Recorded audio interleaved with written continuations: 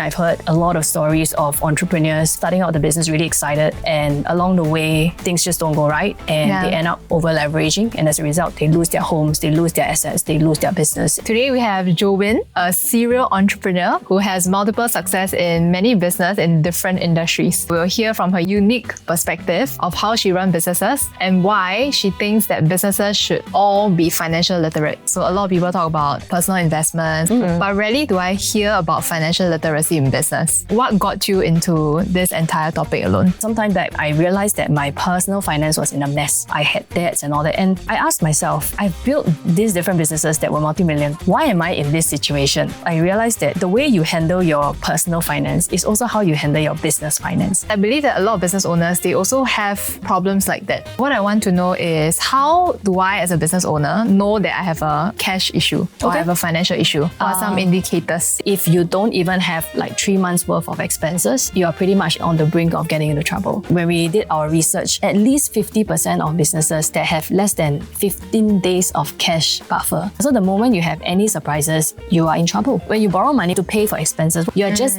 delaying the eventual collapse of your business. Numbers is the one that drives strategy, not the other way around. If I am a new business owner, how do I even think about business numbers? Do you have any framework to guide me along? Welcome to another episode of Man on a Mission. Today we've invited Jowin Tan, a serial entrepreneur who's changing the finance world. She runs an SME lending business, and her mission is rather special. She's working hard to teach business owners about financial literacy so that business owners can achieve their desired lifestyle through their business. Her goal is to make sure businesses not only survive, but thrive by knowing better and choosing wisely. She also runs her own podcast talk show called Make Your Business Count, to share best finance practices and stories of successful businesses running profitable business. Let's welcome Jowin. Hi, I'm Jowin. I'm on a mission to help SMEs be bank ready through financial literacy. I want to ask you, how come Make Your Business Count? What does that mean? Oh, actually, it has the word count has got it's kind of pun intended. So it has two meanings. Yeah. So firstly, of course, we want to make sure that, business owners look at the numbers. So essentially count their money. Yes. I see. Yeah, and the second part is that because we talk about how business is a means to an end, how your business should be able to provide you, should be able to serve you, to provide you with that kind of freedom of time and money. So we want to make your business so-called worthwhile. Worth your time, so make it count. Oh, that's a great title, Make Your Business Count. Yeah. All right, let's talk about some case studies and stories. We want to hear about brands. We want to study their ups and downs, right? Okay. So what are some famous brands you can think of that gives us a lesson or two on financial management? So maybe we start with something that's maybe further from home. So if you look at, I think the housing crisis in China.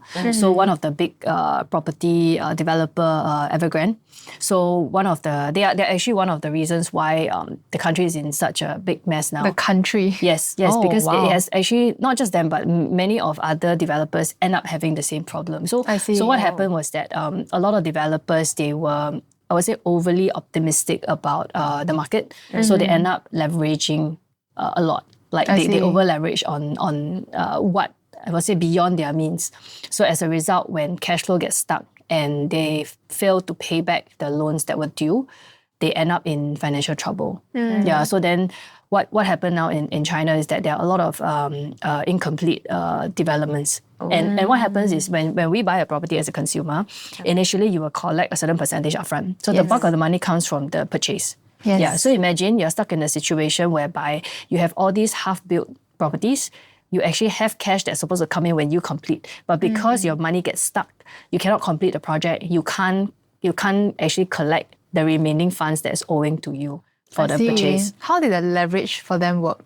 So, it's very common for real estate companies to do leverage. Yeah, simply because you need a lot of money to build, developments and all that. So, what happened is that these developers, they would say the amount that it costs to build that place, buy the land, they build up the entire building. So they would actually take a certain percentage of that they would take the loan, and then they would start building the foundation whatsoever, and then they would do staggered.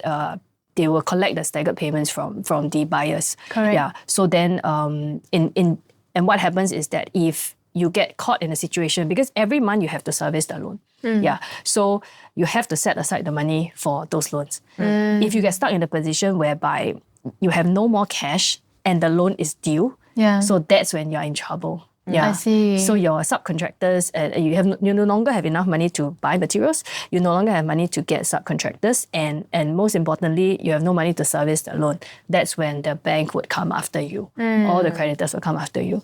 Yeah. Then you are really stuck in a impossible situation, right? It feels like you need the money in order to build something, to collect money. Yes. But at the same time, you don't have the money and somebody is chasing you for money. Correct. So it's very dangerous when you run on this very thin line. So it's like what people like to say when you say you buy stocks, don't buy on leverage because you cannot afford to lose if you do. So things like that. So you're playing with money that you don't have. So the same thing when it comes to loans, if you over leverage, it's very dangerous. You get caught in a position where you don't have the ability to pay back. But was it because they were over optimistic about the property sales or? I think their main reason is over leverage and they went on to do too many projects at one go. Okay. So they kind of like, in a way, they bid more than they can chew. Yeah, I will put it that way. Yeah, so basically, if all the projects are on, everything is on leverage, which naturally it should be, but when you excessively set up too many projects, that's when it could cause a strain on your cash flow. Yeah, because you know how sometimes construction, the budget usually doesn't stay within what was quoted in the first place. Yeah, so materials and all that, then you will have surprises and all that. So that no matter what, even in a small HDB, renovation budgets never stay within it. Yeah, so imagine the magnitude when it comes to an entire building or multiple blocks in a development. That's going to be huge. Yeah. Wow, that's billions and billions of dollars lost Easily, like that. Easily. So when you think about it, it doesn't just happen to companies that are small. You don't think that, cash flow issues happens to companies that are generating less than $1 million. No, that's not true. The problem is magnified when you go to a bigger level, when you have companies that make billions. So when they have an issue, their problems are big. It's huge. Yeah. So big that it caused the national crisis. It caused a crisis, but it all results in the same outcome that it goes bankrupt, right? No matter what's the reason. As long as you cannot fulfill debt, you'll go bankrupt. Yeah. Is there any examples closer to home? Closer to home, I think one of those brands that I felt was pity, that I actually personally really like, is Honest Bee. So I think in the initial days when they started out, they had a lot of good ideas. And when they started up, they had this supermarket which has a lot of different experiences where they did teppanyaki or things like that on the spot. Or that. I thought those were really good ideas. And they were importing products that you can't really find in Singapore. So that was great. But I think what happened was for them, I think one of the founders was excessively spending on lavish purchases. So the point about spending beyond your means. The second thing is that they didn't build themselves enough runway. Yeah, because for companies that rely a lot on investors' money, because a lot of them are probably pre-revenue or things like that, or even not making money in the beginning. When you rely on the next round of funds to kind of have leeway, right? You have to at least buffer 1 to 2 years. Yeah, and imagine, because it's not all the time that you can easily secure funds. Just because you did the first round doesn't mean you can get the second round. Yeah, and even with investors, there will be cycles where investors are a little bit more pessimistic about how the outcome of the market is, and they pull back on their funds. So especially when you are not cash flow positive, you're not making money, you're not profitable, you don't easily get money. So gone are the days where just because I have a lot of users, I have a lot of people in my database, and I can just go and ask for money. So a lot of investors are becoming very savvy. So then kind of that's what happened with them, where they ran out of money. Yeah, so they invested in, I think that doing the grocery store and things like that. It was really beyond, I think, what they could cope with at that time. So they declared bankruptcy. They ended up, because they had so much debts, including salaries that they owe employees for many months. Yes, that's against the MOM law. Yeah, I remember that. It was quite a big hole. It was a very big thing, because I think the last thing you want, that's why it's back, just now when we talk about how you should let people go when you can't sustain, that's exactly, would you rather owe them salaries and then they They'll hate you. If you think about it, let's say when a company goes bankrupt, their salaries owing and all that. There are also banks that you owe to, and what position does this poor employee have to kind of claim it back from you? Yeah. Like, do they know how to go through like the whole bankruptcy process to work with the what we call OA, official assignee, to claim back that few $1,000 times how many months? Like they don't. So they don't have the capacity. So help them out. If you know you cannot sustain, please let them go. You're doing a favor to them. I see. Yeah, essentially. Don't have that mindset that, oh, I'm a bad person just because I let them go. You are a worse person if you keep them and you don't pay their salaries and you use their time. That is worse. Yeah. That's true. Yeah. I think like, I was just thinking about what you shared on Honest Fee, right? It feels like it's compounded because there is the part where you're waiting for investments, VC money, right? Yeah. And then there is the part where there is overspending. And for, I think SMEs, perhaps not all of us are waiting for VC money. Yeah. But I think the overspending part is something that is really a thing that we should watch out for. Yes. Right. Yes. But I mean, in SME terms, how do you see this overspending? Is this very prevalent?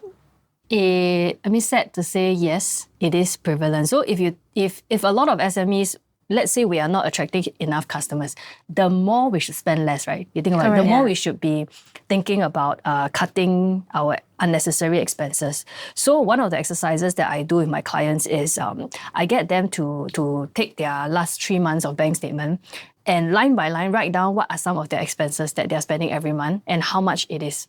Yeah, so like things like, okay, your softwares, your whatnot, your ad spend. So just write everything down.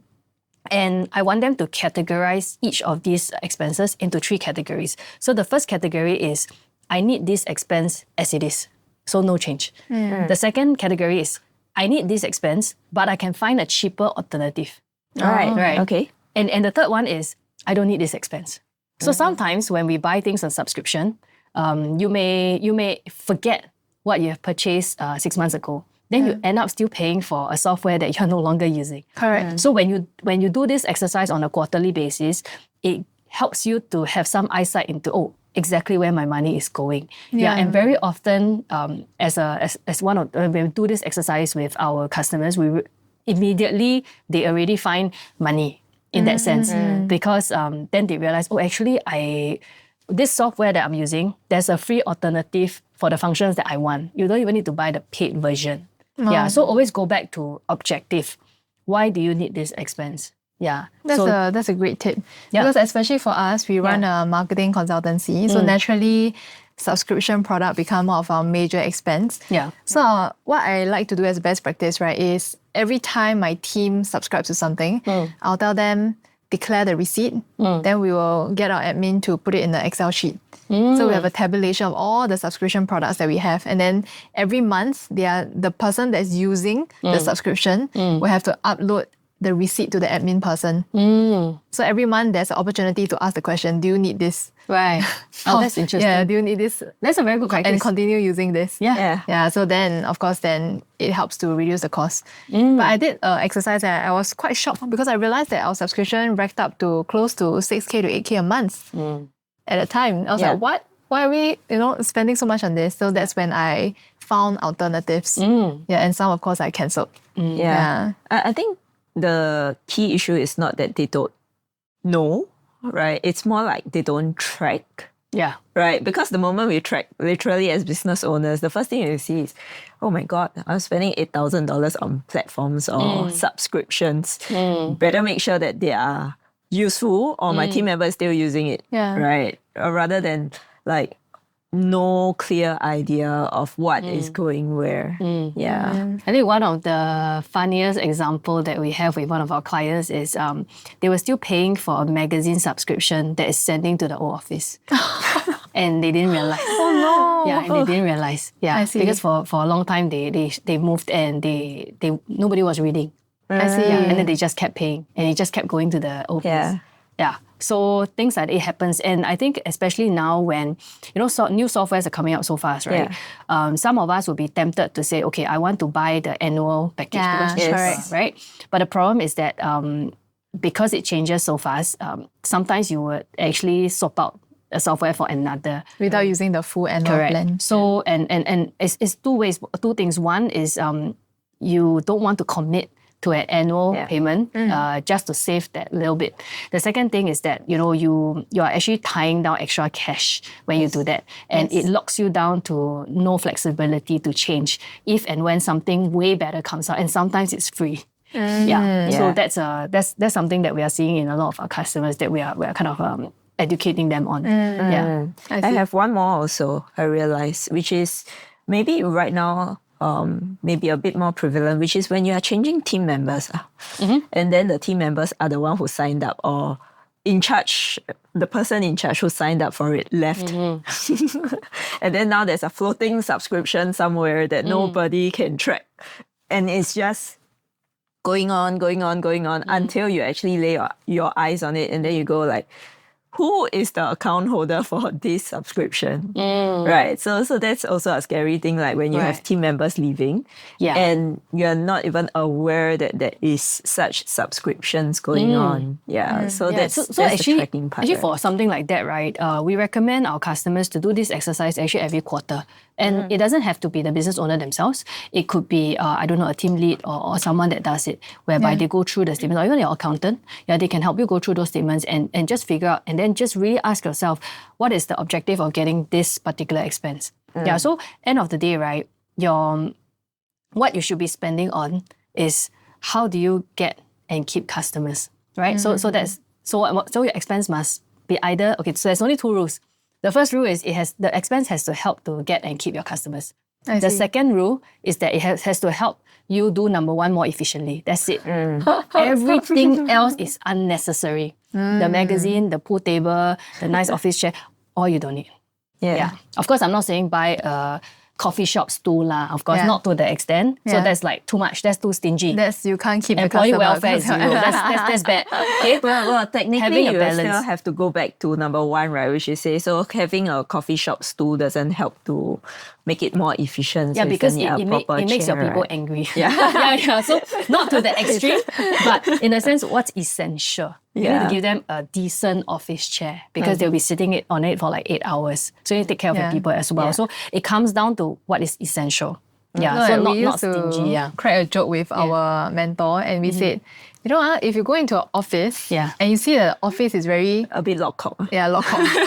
It's a business partner you want to work with. Of course, very prudent. Very prudent. So we went to a high eight-figure company, about close to 40 million. Then the first time I went there, I was like, my impression should be very beautiful office, CBD, look very posh and lush.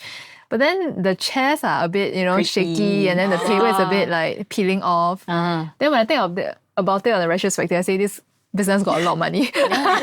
Because it's still used in that sense. As long as it's not dangerous. It's not dangerous. It's not harmful to your employees, then I think it's okay. So very prudent. Yes, very prudent. That's the right values. way. Good values. Yes. Yeah. So one is prudency, right? Yes. What other values you feel is very, very important as well? I think, you mean in terms of managing finance, is it? I think it's that ability to reflect. Because a lot of times we are just running, but sometimes you need to slow down, take check of your resources, and then decide how fast you want to go. So very often we're just chasing revenues, but it's like, people always say that when you go into a war, right, before you decide what strategy you want to use, you have to first take check how many soldiers I have, how much weapons I have, and what are these kind of weapons. And then you look at the terrain, then you decide how to attack, right? So a lot of people, what they think is, okay, let's say I run a bakery. So, today I see that in Singapore, everybody is buying sourdough. Let me go and make sourdough too. So a lot of business owners have this mindset. Change because the trend. It's trending, it's popular. If I sell that, I will do well. But that is false. If let's say, selling sourdough bread, right? The customers are all the people who will buy in malls, then your shop needs to be in a mall. But if you're not, then maybe you're not in the right place. Not correct. Correct. So actually numbers is the one that drives strategy, not the other way around. You need to take care of what kind of resources you have before you decide what strategy is right for you and your customers. So you need to have a balance. Yeah, it's not just you just want to fulfill your customers, but do you have the ability to go and fulfill those customers' needs? If you don't, then find another group of customers whose needs you can fulfill with the amount of resources you have. Yeah. And in fact, one of our favorite saying is strategy is a function of resources, right? Yes. So if you are not clear about the resources, then it's brainstorming, or otherwise, if you put it to action, it's dangerous from what you're saying. It's very dangerous. Yeah, especially a lot of entrepreneurs, they are visionaries and they have a bank of ideas. Yes. So every we week, all do. changing strategy, Yes. So that's the tough part. Guilty, yeah. So actually, marketing aligns very well with what you said about looking at numbers. Because from marketing's perspective, we also look at what does the customer actually want. Doesn't mean today you sell a very traditional bread and then suddenly switch to sourdough. Doesn't mean your customer actually want it. That's true. So you're ineffectively creating a brand new company, a brand new brand that will turn away your current customers. So same thing for business numbers, right? Yep. If you look at numbers, you look at your cash in the bank, right? You look at the strategy of selling sourdough, not correct. Yeah, not correct. So shouldn't make that business decision. So I really like the idea of how you said business decision is driven by numbers, not by feelings, your idea bank, and anything else, right? Yeah. And the best thing is that numbers won't lie. It's what it is. Like there's no sugar coating.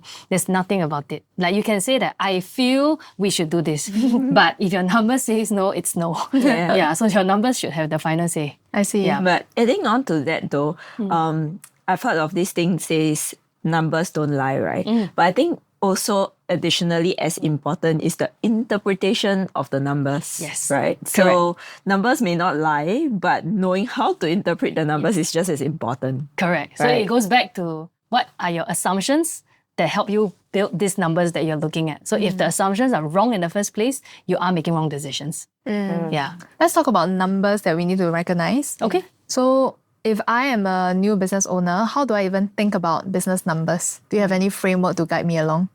Actually, it varies from industry to industry. Okay. So if let's say you talk about service industry, because service industry is very predominantly driven by manpower. So then you are always very tied down to your labor productivity. So you need to know how much does each of your additional people bring to the company. So How do you even count that? Yeah, so basically you can use your gross margin, which is your revenue, minus the direct cost of delivering the product or service.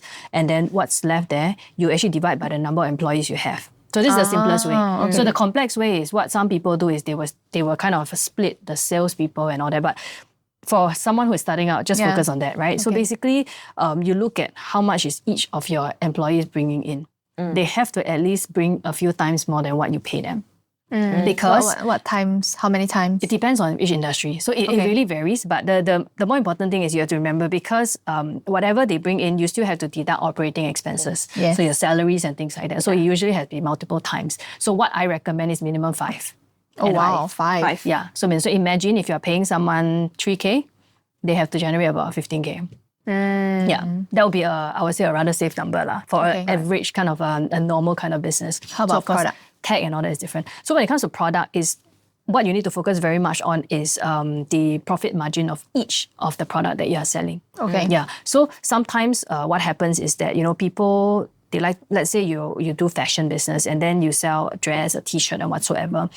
These are actually all not, you can't look at them as the same kind of product and just find the the profits that you make from the entire business. Okay. What you need to understand is what's the profit of each of this product. Yeah, and say things like how long it takes to create that product, and then how fast or how much marketing you have to spend to get people to buy this kind of dresses and all that. So with that kind of information, you know which are your winning products. That's when you will focus more on that. Yeah, so I think a lot of people don't realize the importance of this, and there's also very powerful this very powerful concept of say upselling. Yes. So do you know that actually in say convenience stores, right? One of the things that they make the most money from, right, is just topping up of cards, like cash card you top up. Yeah. So they actually make a lot of money from that. It's just top up, okay, then they will charge you a certain amount. Few then they seconds of it's right service. away. So actually that has a very huge. It's purely profit because you don't pay anything to deliver Additional, that. Because the guy that does that, he is actually the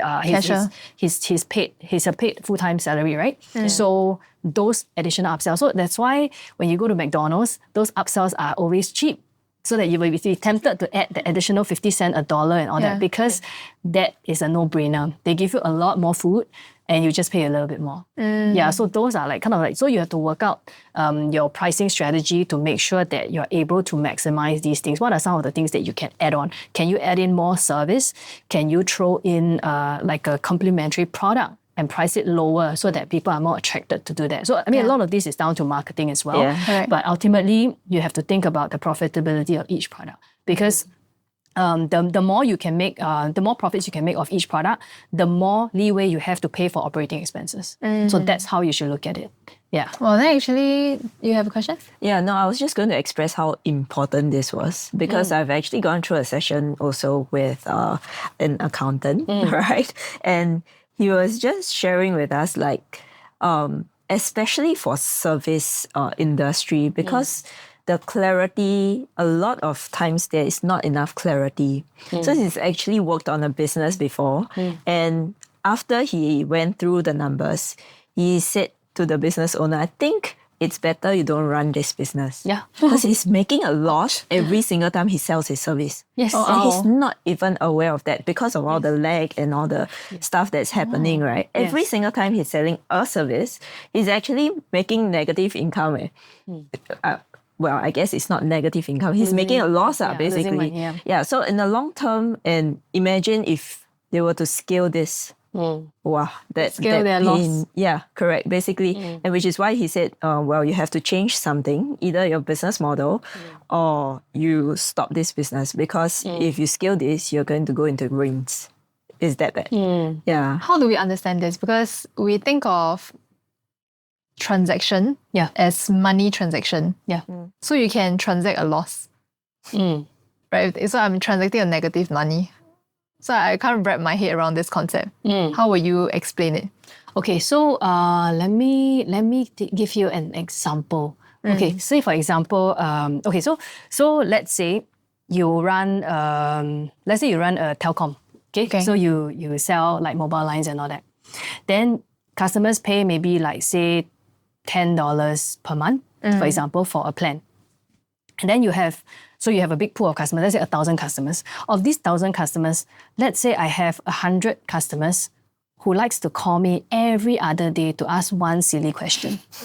Okay. So the amount of resources that these people end up using is technically making a loss. Because if you think about the man hours that's used to cater to these people who are only paying $10 for the whole month, you're actually losing money on these deals. I see. So one telecom company in the US, what they did was there's a group of customers who are calling like 40 to 50 times more than an average client. So what they did was they actually fired these clients. Oh. Yeah, because the more they serve these customers, right, the worse it is. They end up losing more and more because they keep calling. Yeah, and a lot of industries you will see something like that. So even like say when it comes to say the airlines, so you may only get the upgrades if you're a better tier customers, you make more money. Like those kind, then you will get certain perks. Correct. Yeah, or you get let's say hotel brands. What sometimes they do is the price that they offer to you will differ from another person depending on how profitable you are as a customer to us. Oh, I didn't know that is the way that they do it. Okay. There's actually, so different industries have different ways. And the industry that most prominently does this is the financial sector. So banks, they are very, about this. They are very, I would say smart about it, because then they know how to take care of the really, really profitable customers. They offer them the best deals. So we like to say the rich get richer. So it's true because these people are very profitable to the bank and they will take better care of you. And it's business, right? Of course, you take care of your most profitable customers. So I think as a business, you need to have that. I think that business sense to be able to segment your customers and see who are actually unprofitable for your business, and it's better that you cut them off. Whatever resources that you have, you divert and find more of these customers that brings you profit. Wow. Yeah. And to be fair, if you think about it, right, your people will be happier. That's true. Right? Yes. Who wants to sit at the phone and talk to these people who call us like 40, 50 times a month? Like, seriously, like, no thank you. Yeah, so it's better for morale, better for your team, and it's a win for everybody. It's just that as business owners, we are very afraid to say no to sales. Correct. It's a very taboo thing. Yes. Yeah, but the truth is that it's better for the business. It's strategy, actually. It's strategy. It's like, if I can put it in a very blunt way, it's like cutting off, like breaking up in a bad relationship. Yeah. Yeah, something that a relationship that doesn't grow, that doesn't help you grow, right? Yeah. So it's the same thing. Well, it doesn't help you grow is one thing. Yeah. Putting poison into your system is another. Yeah. Right. So good point. These customers can be very toxic sometimes. Yeah. So the first one you talk about is profit. Right. What's the second and the third one? So the second part, we talk about cash flow. So instead of profit, but product and service, I would like to focus on business to consumer and business to business. Okay. So business to consumer, very often the money is upfront. So there's leeway to play with. So then the challenging part would be how you manage your suppliers to develop, to manufacture that product. Okay. Yeah. So don't be fixated in trying to say, for example, like you're launching a new business, I must go and find a manufacturer and all. You could actually start off with, let's say, buying a smaller quantity from maybe a local supplier.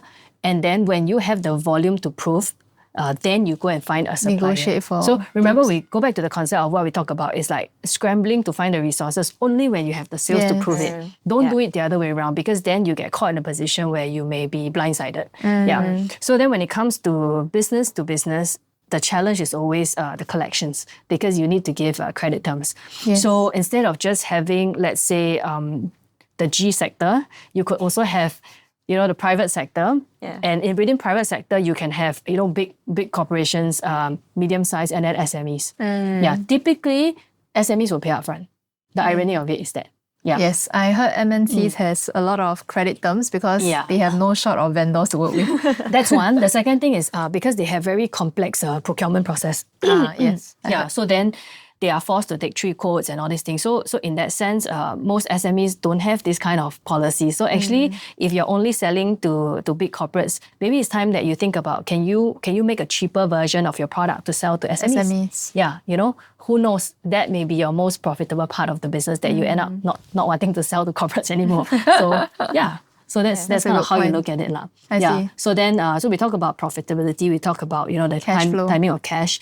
So the last thing is down to habits. So this is consistent across all companies. Like, it's about developing this habit whereby, let's say on the monthly or weekly basis, you look at your cash flow. Yeah. So this one, how often you have to look at, it depends on how bad your situation is. The tighter your cash flow is, the more frequent you have to look at it. So during COVID, a lot of my friends who are in business and some of my clients, what they do is they look at it daily. Okay. Yeah, because they need to know, okay, do I have enough for next week and all that. So when you're in a position where you know exactly, let's say next month, maybe you may have a cash flow issue, it gives you time to go and look for options. Yeah, the worst situation is that you only realize when it's too late. Then your options are limited. And usually limited options means the most expensive options. Yeah, and that puts you in an even worse scenario. Yeah. So that's something that it will really pay off in the long run. And imagine sometimes, right, opportunities come up and you have to say yes quite fast. Correct. So imagine, let's say, if you're in the product business, suddenly this big deal lands on your lap. And it's a very big deal. You want to be able to have the confidence to say, yes, we have the ability to take up this deal. That's when if you know your numbers, you can do it. If you don't know, and then you think, oh, never mind, I will just go and take a loan and then close this deal. And then in the end, you close the deal, you take the loan, and then you deliver 6:30 products, and the customer asks for a refund. Then you caught in a position where you have the refund, plus you have the loans and the cost of the loans. Then you're really, really stuck. Yeah. So people, a lot of SMEs, as SME owners, we don't think things like that happen to us. But the truth is sometimes it does. That's the reality of it. Shit happens in business all the time. Deal with it. Yes, deal with it. So instead of being kind of like blindsided, be prepared.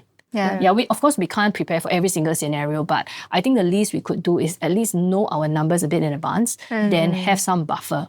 Correct. Yeah, that way, right, I think it's easier for you to go to bed at night and sleep and know that, okay, tomorrow the company is not going to collapse. Yeah.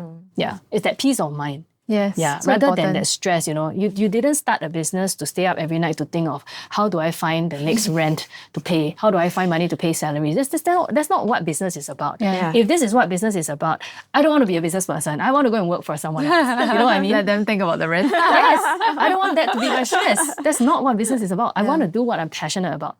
Yeah, I want to be able to deliver the value in the area that I'm good at. That's what business is all about. Correct. And that's what it should be. I see. I think those are really good tips, right? The first one on profits, then cash flow, then the last one on financial habits. Yes. I remember you had some sort of abbreviation to help us remember it. Yeah. You want to share it? So what we have done is, because the thing is, I came from a place where my finance was a mess.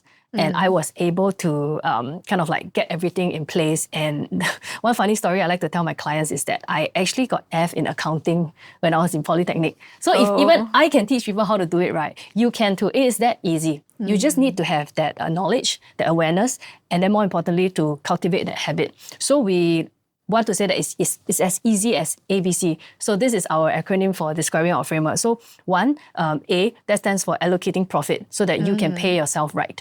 Right. The second thing is B, which is break free. Yeah, break free from your bill worries. So instead of having every other end of week, you're thinking, okay, next week I don't have money to pay rent, I don't have money to pay salaries. How do I find that money? So we want you to break away from that cycle where you always have to constantly worry. Instead, you are on top of things and you know that you have money for next month and things like that. That's a good one. The last one is cultivate habits, good habits and a system such that you can have repeatable success. So the important thing is that when it comes to business, sometimes you have to within split seconds make decisions and things like that, and you want to be able to know whether certain deals you can take, certain clients you need to let go and all that. So once you have a system where every week or every month you look at your numbers, you are actually ahead of what's about to come, and you are able better to expect, when situations crop up, what do I do next? What kind of resources do I have to so-called fight this war? I see. So that's kind of like our ABC. Yeah, it's as simple as that. It's just these three things. There's nothing, it's not rocket science. It's really about getting into good habits. Right. But I caught something when you said A, right, which is allocate profits. You mentioned pay yourself right. Yes. I think this concept is very interesting though, because we didn't really talk about it. Okay. Say. Yeah. What do you define, or how do you see this pay yourself right? What does it really mean? Right. So when we think about paying yourself right, and why we chose this pay yourself right is, we realize a lot of SME owners, we are shortchanging ourselves. We are drawing like very low salaries, or even more like in the worst scenario is the business is not profitable. So then you're making a loss. So if you go back to many years ago when you started your business, what was the reason why you started your business? So some people like to say, oh, because I'm so passionate about this thing. So then my question to you is, if you're so passionate, you can, let's say today I ask you, why do you start this company? And then you tell me, I'm super passionate about marketing. So I say, okay, Tammy, you're so passionate about marketing, right? Okay, how about tomorrow you go and work for a charity, do all the marketing things for them for free? Would you do it? No. Why? Because you need to get paid. Of course. Why? Because you need to pay bills. You need to do that. So actually, one thing I like to draw the attention is that business is actually a means to an end. So when we start our business, right, we actually want to be able to generate enough, say, money or even time freedom so that we can do what we like. It could be, it's not just in terms of like, buying luxury goods. It's not even that. It's about having the time to spend with your kids. These are the things that matter. Being able to go and volunteer whenever you like, knowing that, you don't have to worry about paying for your utilities or whatsoever. It's about being, let's say you want to get in shape because that affects your confidence. Having that time and that money freedom to say, okay, let me go and get in shape. So ultimately, a business should be serving you in the sense that it can provide for you that way. So if your business today does not provide for the kind of lifestyle that you want, then it has failed its job, essentially. And I want to stress that it's not about building a 10 million business or a $20 million business, but if, let's say, your goal or your lifestyle requires maybe $10,000 a month to survive, then your goal is 10,000. And if your business can deliver that kind of 10,000 to you, where you can still allocate time to spend with your kids, your family and all that, your business is successful. It's not about how much revenue you're generating or whether you have exited your business or whatsoever. It's never about that.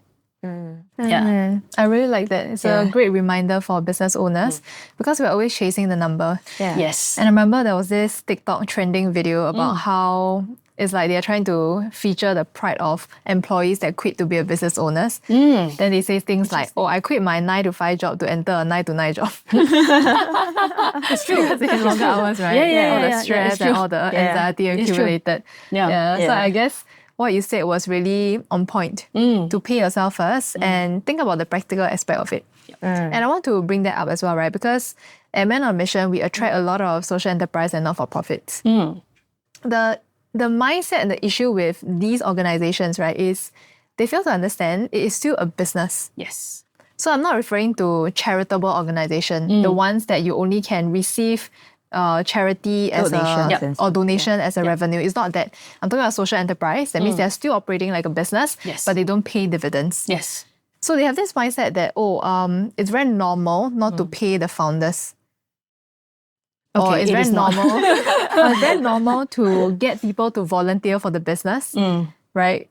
And it's not a business. Yeah. So I think that really have to change. Yes. Even if you are operating a social enterprise or not-for-profit, actually a not-for-profit is a profitable business. Yes. Because you're not drawing down dividends. Yep. All the money is left in the bank to constantly invest in other initiatives by the, let's say, an association or not-for-profit organization. So it's the opposite, actually. Yeah. And adding to that, right, even if it is not a social enterprise, a regular business, so on and so forth, right? I remember someone sharing with me also that the fact that if you as a founder, you're not actually putting or classifying your salary correctly, all your P&L statements are all fake. Yes. You're just making yourself feel happy because the numbers look good there. But actually it is all not real because you're not taking out the things that is supposed to be yours. Yes. Correct. Right? So it's just inflated numbers. And that, I mean, as a business and as the founder, then how does that work for you in the long term? It's just not very sustainable. Do you have a benchmark of how much the founder should pay themselves? Honestly speaking, what I would say is we always tell our clients and friends that if you are running a business, you should be drawing the amount of your market rate. So that varies from founder to founder. So if you're a young entrepreneur and you're a fresh grad, maybe a couple of thousand, that is market rate. So one of the things that to note is that if you are looking to sell your business, like you want to exit your business down the road, the investors would expect you to adjust all your numbers to market rate salary if you haven't done so, because you are artificially inflating the profit of the company. Which goes back to what we said, right? Correct. The P&L is just not an accurate reflection, actually. And sometimes when I encounter clients, right, or they tell me, I draw like $2,000 per month. So my question back to them is, how do you survive with 2 kids on $2,000? Wow. If your basic needs are not even met, how do you have the headspace to build a business?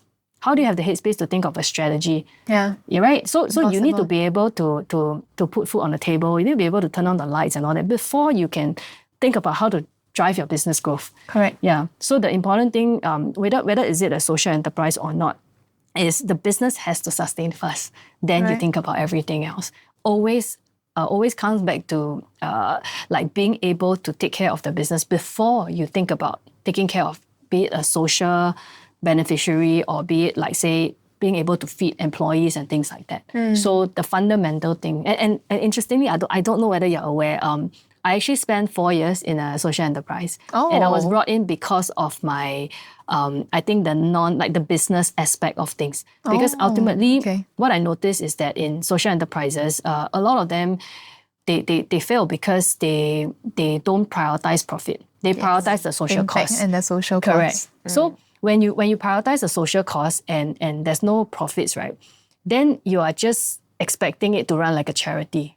So basically you expect people to support you because there's a social cost. But there are tons and tons of social causes around. Correct. Why would people consistently come to, say, for example, your restaurant if your food sucks?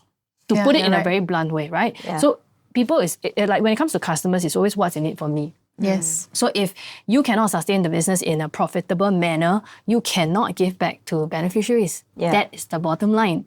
So focus on making the business profitable before you think of how you give back to your beneficiaries.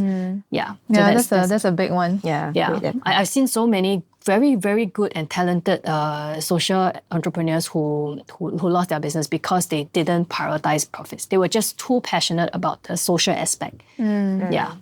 There's nothing wrong with that, but you just need to kind of like realign yourself, get this part right, get the profitability part right, then you can take care of these people. Yeah. That's great. I think it's just like priority. Well, like we like to say, it is not one or the other, right? Yeah, it's how both.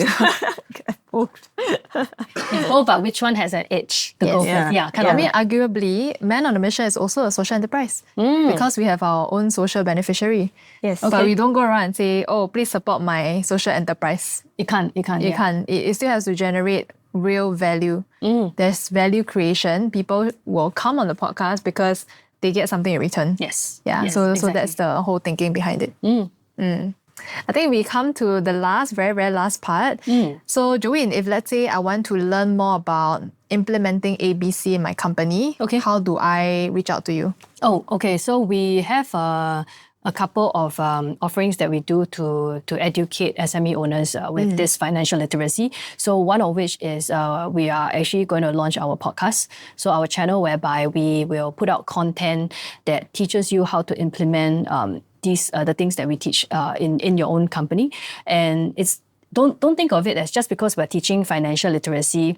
The videos that you see will talk about assets, liabilities, equity, or even revenue and things like that. So it's beyond just the finance part of it. And so don't worry if you are confused with what is debit and credit. So the kind of videos that you would expect to see beyond these are actually the kind of videos that say, for example, how do you hire top talents at affordable rates? That's a good one. Yeah. Wow. That I is would very like to good. see that. Yeah. And then how do you, say, for example, generate content using ChatGPT in under 1 minute?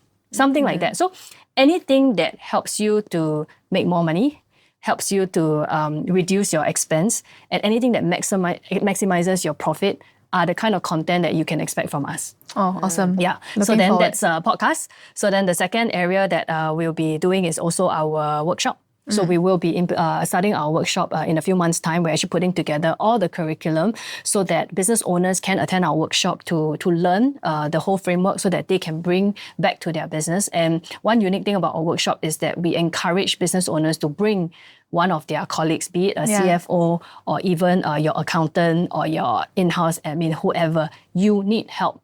Because at the beginning, it's going to be the hardest. Yes. And it's always helpful when you have someone to kind of work with you through combing down the bank statements to look at your expenses and things like that. And the workshop is a group setting. Yes, correct. Okay. It's a group setting. So you get to network with other entrepreneurs as well. Awesome. Yeah. And then the last part, of course, something that we've been doing over the last few years is the one-on-one consultancy that we offer to our clients. So we have clients who learn what we do, but they prefer that we handhold them and implement with them and kind of like tweak our framework to suit their business. Yeah. Because every business, it can be different.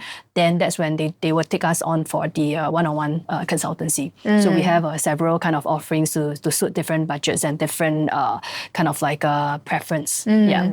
So for all these details, we'll drop it in the link below, right? If you're interested in high touch point, where you want to go into a one-to-one and customize it for your business, then that will be the consultancy. Yes, that's right. But if I want to learn a bit more, right, and I don't mind spending one day, is the workshop 1 day or 2 days? 1 day. Yeah, business owners are really busy, so correct. Yes. Yeah, right. Low cost. Yes. I don't mind spending 1 day to learn about this framework so I can bring back to my businesses. Then that will be the workshop. Then, of course, podcast free. Yep, that's right. Okay. Then on this note, right, maybe you could share all these financial literacy knowledge that you're teaching, right? Where are you driving it towards? What is your mission personally? Our end goal is actually to make sure that we bring financial literacy to all business owners so that they can build businesses that can provide the freedom of time and money so that they can live their desired lifestyle. Be it 5K a month, be it 50K a month or 500K a month. So we want to make sure that we can do this at scale. So now that we only do one-on-one consultancy, we feel that the impact is not as great. So we want to make sure that this financial literacy is accessible to all SME owners, regardless of size of company and regardless of where you are in whichever part of the world.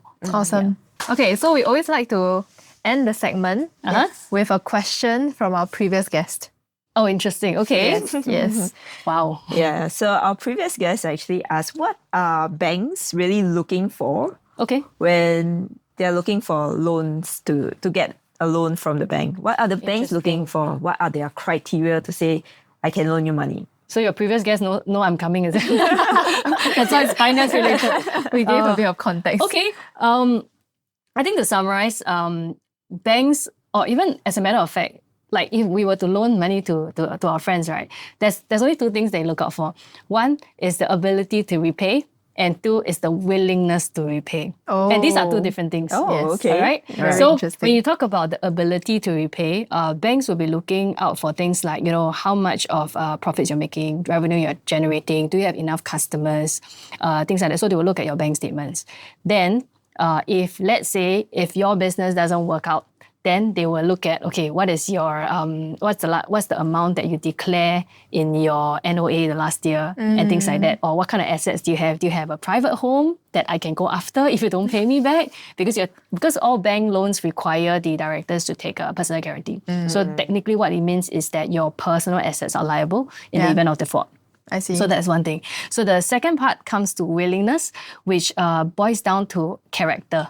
So your character as a paymaster. Yeah. So I think two things that what banks would do is the bankers will actually call you. They will talk to you, find out like what kind of character you're like. Sometimes to put it in a very blunt way, like if you behave on the phone like very rude, then you very snobbish, very 超宽, that kind of, unlikely they will give it to you. Oh, really? Yeah, because so they will take notes of your personality. That has a factor. They have a power in that sense. In that sense. Yeah, in that sense. So be nice to your bankers. Right. Yeah. The second part is that, of course, your character may be one thing. The other part is they want to see whether really are you that kind of person that will default on payments. So what they look at is your personal credit. So what they would actually draw is your the credit report from the credit bureau. Yeah. So that shows a payment pattern of how you have been repaying your debts, your credit card, your secured loans, your mortgages and things like that. So if you are someone who grew up with a mother who tells you never to take credit cards, and you have no credit cards in your life, no loans in your life, basically you're like a blank piece of paper, it's not good. Because the bank cannot tell how are you as a paymaster. I see. Yeah. So it's important to have a credit card, actually. So contrary to what my mother say, it's important to have a credit card, but make sure you pay in full all the time. Yeah. So these are the things that they look out for. I see. I'm proud to say my rating is AA. You think or you know? I just bought. Okay. Mine is BB. It's not that far off. So actually these ratings will be palatable to the bank. They will view you as a good kind of like you have the willingness to pay because based on your track record, you have always paid in full. So things like that. Yeah. They also want to make sure that you are not over leveraged. Yeah. So they want to make sure that you don't have too much loans outstanding because then it's a risk to them. Because in the event of default, they have to fight with all the other creditors for whatever is left. Oh, that makes sense. Both business loans and personal loans because we're all eyeing for the same assets. Correct. Imagine you have, let's say your asset is a house, a private house. We're all going to be after that. Yeah. And there's a misconception. People think that, just because I stay in a HDB, it's shielded from creditors that you won't lose the house. But the truth is that in the event of default, right? Yes, the creditors cannot touch your HDB. But when they bankrupt you and you lose your business and you lose the ability to even find a job and you cannot pay the installment, you will lose your home. Because HDB and CPF, who has the first charge and second charge on your property, will take it away when you have no ability to service. It will still be gone. It's just that it's taken from a different person. I see. Yes. Oh, that I didn't know. Yeah. So it doesn't mean that you have a solid roof over your head. No. Yeah. So it is. That's why I think a lot of times we stress to customers that, be very careful when you take a loan. Yeah. Don't always think that, it's okay. Everybody is doing it, so it's okay. Yeah. So, Very good. Okay, so now you have an opportunity to think about a question to ask the next guest. what is the next guest expertise? We have a few candidates, but we will not reveal to you. Oh, interesting. Generally, they're all mission-driven business for sure, and in all different sectors. So my question to the next guest is, what was the biggest mistake you made in your business and how did you overcome it? Oh, that's a good one. Okay, let's hear it in the next episode. Ooh. Yeah.